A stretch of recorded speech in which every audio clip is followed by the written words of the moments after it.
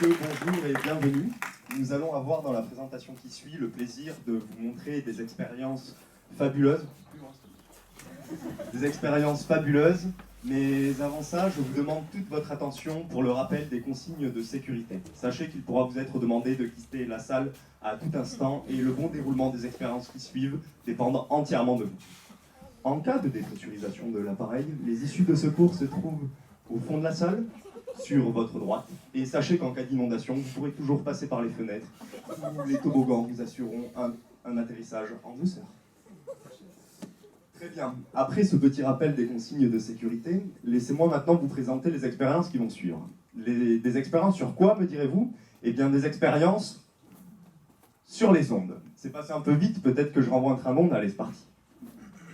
Ah, je sais, c'est beau, hein. Vous devez avoir beaucoup de questions. Vous devez vous demander comment est-ce qu'elle fonctionne, qu'est-ce qui se passe, quel est ce phénomène. Et ça tombe bien, parce que nous allons aujourd'hui vous présenter des expériences particulièrement visuelles qui vont vous permettre de comprendre comme jamais les ondes, leur fonctionnement. Mais assez parlé, commençons dès maintenant par une expérience à la pointe de la technologie, tout droit sortie des labos d'Orsay.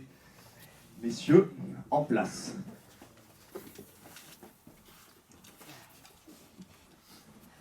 Eh bien oui, mesdames et messieurs, j'ai l'immense privilège de vous présenter la Vibracorde.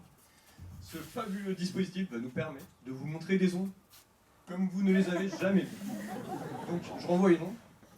Hop, voilà, c'est beau, non? Voilà, donc là il y a la vitesse de l'onde qu'on va pouvoir voir, qui va être représentée par cette jeune demoiselle. Hop, je renvoie une onde. Ouais, bah, c'est vite. Donc je vais faire, pour que vous compreniez mieux, ça va être vachement clair, on va faire une onde à un instant donné. Hop, donc voilà, l'onde elle va ressembler à ça. Et ouais, je vais définir plusieurs choses pour parler des ondes. Donc premièrement, je vais définir la longueur d'onde, donc ça va être la distance entre deux maximums. Et je vais définir également la période, ça va être le temps que va mettre la vitesse à parcourir une longueur d'onde. Et on va définir une troisième chose, ça va être l'amplitude, ça va être la moitié de la distance entre un maximum et un minimum. Voilà, l'amplitude. Et on va parler d'un autre phénomène qui va apparaître quand on va fixer une extrémité de la corde, donc la main gauche, tout au bout là-bas, de Guillaume. Et donc, par exemple, on la fixe à un mur, et donc quand je vais envoyer une onde, hop, et ben elle va repartir dans l'autre sens. Donc il va y avoir une onde émise et une onde réfléchie. Et donc ce qu'on peut faire, c'est s'amuser à fixer l'autre bout de la corde encore. Et donc là, il va y avoir une onde réfléchie, une onde émise, mais elles vont se superposer et ça va faire un phénomène assez bizarre. Et là, ça fait un peu n'importe quoi. Et là, moi je suis désolé, mais je comprends rien et j'ai quelque chose de bien mieux à vous montrer. Alors c'est un graphiste de Paris qui nous a fait ça, donc... oh, désolé. Donc c'est un graphiste de Paris qui nous a fait ça, donc je vais lui faire de la pub, il s'appelle Bol, faut le remercier. Et donc, donc qu'est-ce qu'on a représenté ici? Alors en rouge c'est notre onde incidente, donc notre onde émise, et en bleu c'est notre onde réfléchie. Donc bien sûr nos deux ondes elles ont la même fréquence, la même vitesse, cependant elles se déplacent dans deux directions opposées, comme cela. Alors donc il faut bien imaginer que donc on a nos deux extrémités qui sont fixées, donc ces ondes rebondissent sur les parois, et donc nous ce qu'on observe c'est la superposition donc de ces deux ondes. Donc la corde qu'on va voir, nous, c'est la superposition des amplitudes. Donc par exemple, à ce moment-là, nos ondes sont en opposition de phase, et donc là, ce qu'on va observer, donc, c'est une corde plate. Donc voilà. Donc prenons un instant juste après. Nos deux ondes se sont déplacées, donc se sont déplacées selon un sens. Et donc là, notre corde, elle s'est modifiée, donc selon ce schéma-là. Et prenons encore un instant d'après, prenons où elles sont en opposition de phase, en phase, désolé.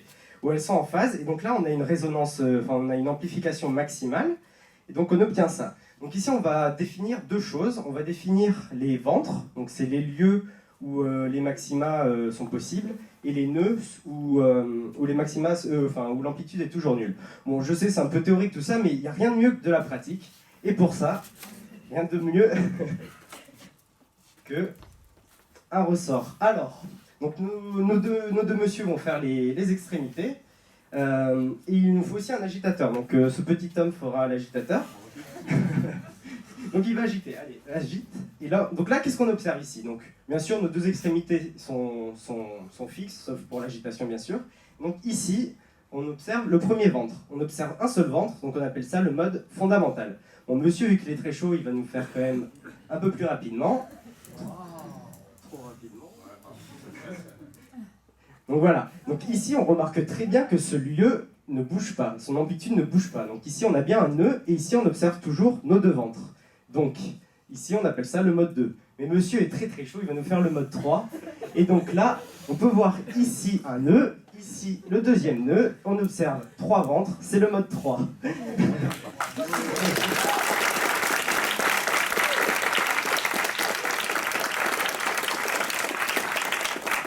Donc voilà, on a vu que juste certaines longueurs d'onde pouvaient exister. Donc là, on a vu juste sur une corde en 1D, mais on va se demander quand même si c'est possible en 2D. Et bah ouais, on va voir ça tout de suite avec une expérience. Hein. Puis il se trouve justement que je dispose d'un rétroprojecteur, d'un cristallisoire et de la grenadine. Donc ça va être parfait.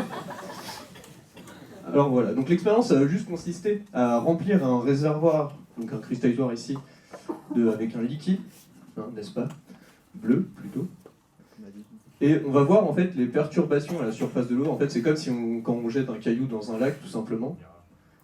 Donc on voit, et on va voir si ça se propage bien correctement, si on vous a dit n'importe quoi, si ça marche. Donc là, hop. Donc là, on voit les ondes qui se propagent. On peut également voir, l'amplitude est plus faible, mais on voit qu'il y a des ondes réfléchies. Et donc s'il y a des ondes réfléchies, a priori, ça veut dire qu'il pourrait y avoir de la résonance. Donc je vais essayer de vous faire de la résonance. Et donc là, ça superpose et on voit qu'il y a des nœuds et des ventres. Donc des endroits où c'est toujours bleu, des endroits où c'est toujours noir. Donc voilà. Et donc, on a vu que ça marchait à la surface de l'eau, mais aussi dans une corde. Et on va se demander maintenant, mais est-ce que ça pourrait marcher, par exemple, dans un solide, dans une plaque de métal? Donc je pense qu'on a une expérience pour ça. Oui. Donc là, on arrive à l'apogée des sciences modernes, celles qui faisaient déjà rêver les rois du XVIIIe siècle. Donc on va vous montrer quelque chose de très beau. Et donc ça s'appelle tout simplement les expériences des plaques de Chladni, ou Chladni, on sait pas trop. Alors, qu'est-ce que c'est que cette expérience? C'est une expérience plutôt simple et qui permet de visualiser particulièrement bien les ondes. Je pense que c'est une des meilleures manières de le voir. Et elle consiste simplement à faire vibrer une plaque. Elle consiste simplement à faire vibrer une plaque. Pour la première fois, ça a été réalisé il y a plus de 200 ans en faisant vibrer une plaque avec un archet de violon. Et en déposant des grains de sable dessus, on voit apparaître certaines formes. Pourquoi? Parce que comme précédemment, quand on faisait vibrer la corde ou le ressort, on pouvait voir apparaître des nœuds et des ventres. Et en faisant vibrer la plaque à certaines fréquences, on verra apparaître exactement le même phénomène sur lequel nos grains vont se répartir et faire des formes un peu particulières, particulièrement belles. Donc on ne sait pas si vous êtes plutôt sucré ou salé, mais vu l'heure, on va partir pour du salé. Allez.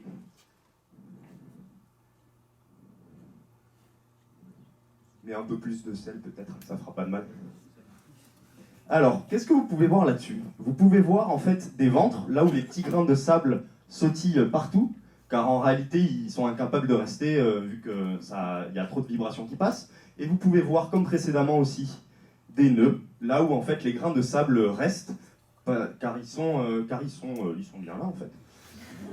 Après, vous avez vu tout à l'heure qu'on pouvait augmenter la fréquence, et en faisant ça on voyait apparaître plus de nœuds et plus de ventres. Mais en fait on peut faire exactement la même chose ici. Vas-y, fais-toi plaisir. On peut faire exactement la même chose ici, et vous allez voir une figure plus complexe apparaître. Oh, c'est beau, hein? Ouais, je sais que vous trouvez ça beau. J'en doute pas. Et on pourrait continuer comme ça encore longtemps. Peut-être tu veux essayer de choper la suivante, vers 500. Mais vous pouvez donc voir que le son devient de plus en plus horrible. Ce qui est tout à fait normal, et on pourrait continuer comme ça longtemps, mais on vous ferait réellement évacuer la salle si on faisait ça.